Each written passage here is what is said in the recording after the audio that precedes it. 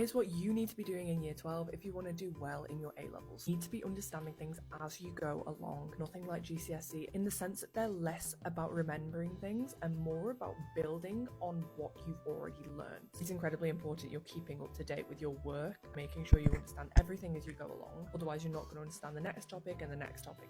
And so on. You need to be looking at work experience in summer schools now. You need to be doing them as soon as possible. Firstly, a lot of the deadlines for summer schools close very soon. Secondly, you want to get your work experience sorted so that you can have it done over this summer or maybe even before the summer, so you've got something to write about in your personal statement.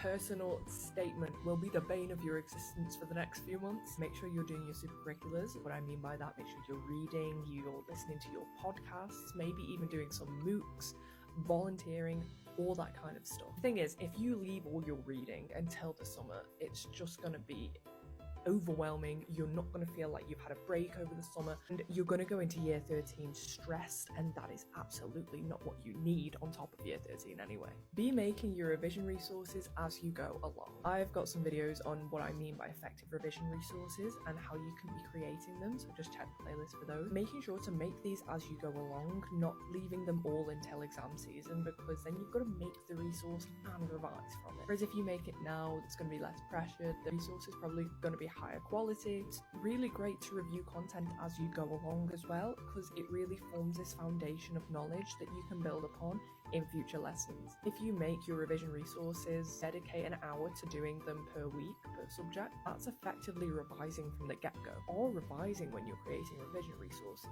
So your revision next year is going to be 10 times easier because you're already a little bit experienced. Stay on top of your coursework, do your EPQ in year 12 if you can. The pressure really gets ramped up in year 13. Content gets harder, got all the stress of university applications and revising for your A-levels. So if you can do something now, do it now. Finally, please make sure you revise for your end of year exams or end of year mocks do nearer to your summer break.